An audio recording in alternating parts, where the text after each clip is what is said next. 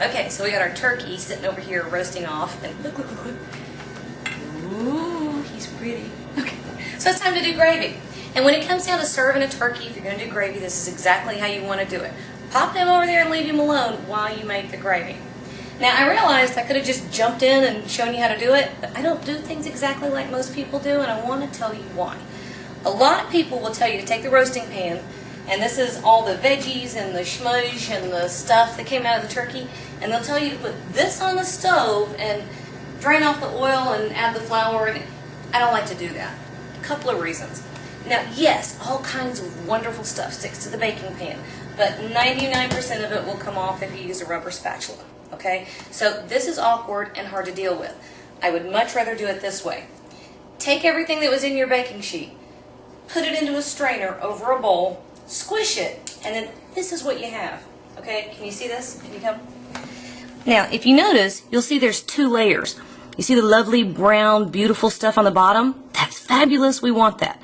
The top layer, that's grease. We don't want that. So what I do is I scrape everything off of here through a strainer, smash it into here, give it a minute or two, it'll separate. So what I'm going to do right now is I'm going to take a minute, I'm going to just use a spoon and pull off all that grease, and then I'll come back and I'll show you how to actually begin the gravy in a pan that you can manage to work with. So give me just a second. Okay. I realized when I said I was going to skim off the fat, you may not know what I was talking about. Alright, this is it. This is all you do. Take a little spoon. And I've gotten most of it, so it's going to be a little hard, but you come in here and you can see the clear stuff. That's the fat. See, it's hard to get. The brown stuff is the good stuff. That's the juices out of the turkey. There's a little bit of the clear stuff back there. So we're just skimming that off. Okay? That's it. Now, this is pure seasoned turkey fat. Believe it or not, we want to hang on to this. I'll be back in a couple more videos. I'm working on the schmaltz thing, so be patient. We're going to use that. Alright, so to make gravy. Alright, we've got all of our pan drippings right here. We have 4 cups of homemade turkey stock right here. We have half a cup of flour. Now, when you're making gravy, you can do all kinds of things to it. At this point, if you want to, you can add shallots or garlic or minced onion. You can put any sort of herb or seasoning that you want to in here. And you simply saute it for a minute before you proceed to the next step. But what I want to do here is show you how to make just the basic, fabulous, luscious turkey gravy. So that's all we're doing at this point. Alright, so I've got 4 tablespoons of butter. Now, the reason I have 4 tablespoons is because I'm making a roux. The general rule for a roux is 1 tablespoon of fat, be it turkey or butter or chicken or bacon grease, whatever. 1 tablespoon of fat and 1 tablespoon of flour will thicken 1 cup of liquid. Since we have about 5 cups of liquid, and I like a thicker gravy, I have half a cup of flour. Alright, are you with me? Did that make sense? Are we good? But you can go 1, 1, 1. That'll make a really nice, kind of thick, not too heavy gravy.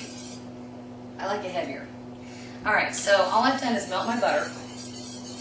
And I'm sprinkling in the flour. And you notice I'm not going to stop whisking. This is also why I don't like to use the baking sheet. See how the whisk will fit all the way to the corners of my pan here?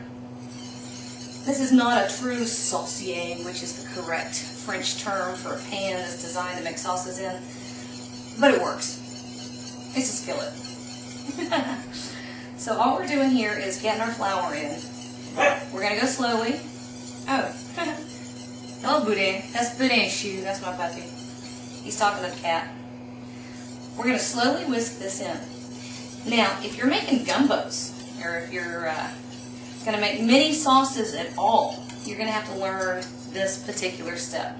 This is the first thing you do when making just about any of the classic French sauces. Making a roux. Now down in Louisiana, they've done something brilliant and fabulous, and they've developed stages of the roux.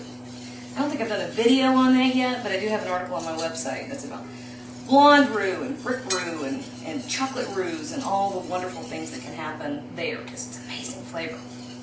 Alright, so that's about good. You can see how my butter really doesn't want to take up any more of the flour.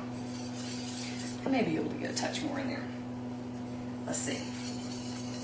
Yeah, I can get it all in there. So that was just a scant half cup of flour. And you can see it's starting to bubble.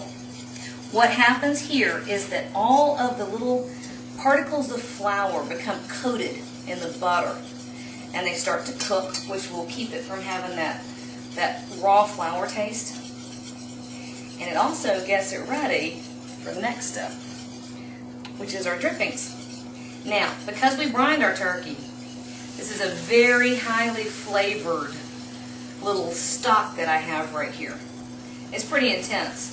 And if you taste it just by itself, it's a little too salty. But that's okay, because in our stock over here, we don't have many seasonings at all.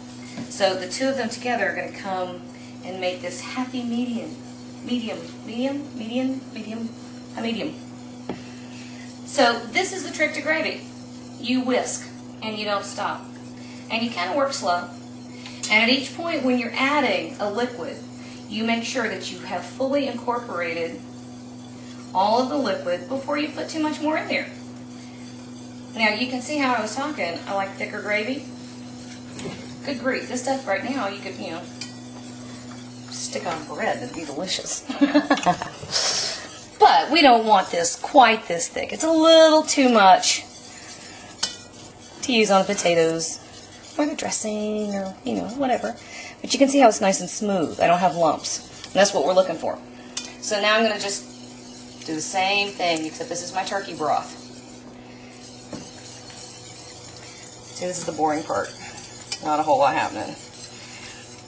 But at this point, all you do is continue whisking, continue adding liquid, a little bit at a time, allowing that flour and butter to remain at temperature, because that takes care of the consistency, keeps you from having lumps in your gravy. Although if you do get lumps, it's not the end of the world. Strain it.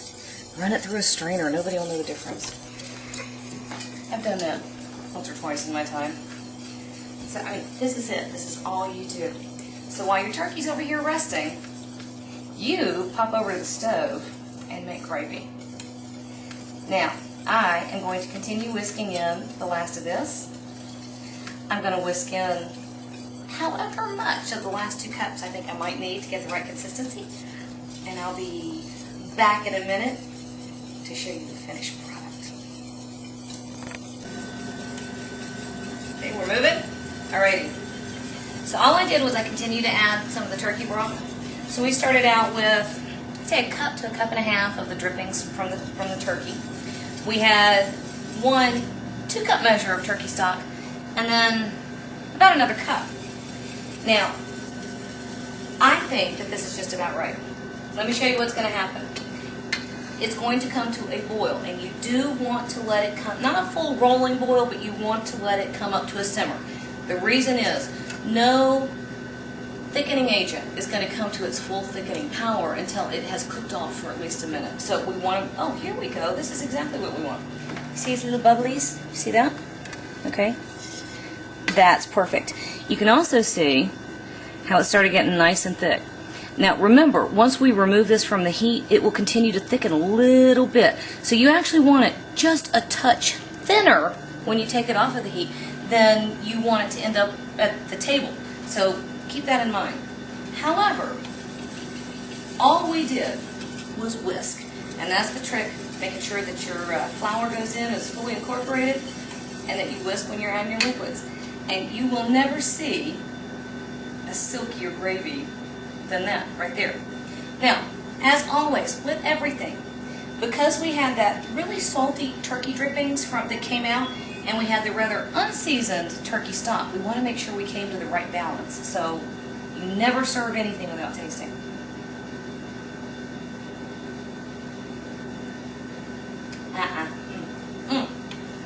All that needs, no salt. All that needs, a little pepper.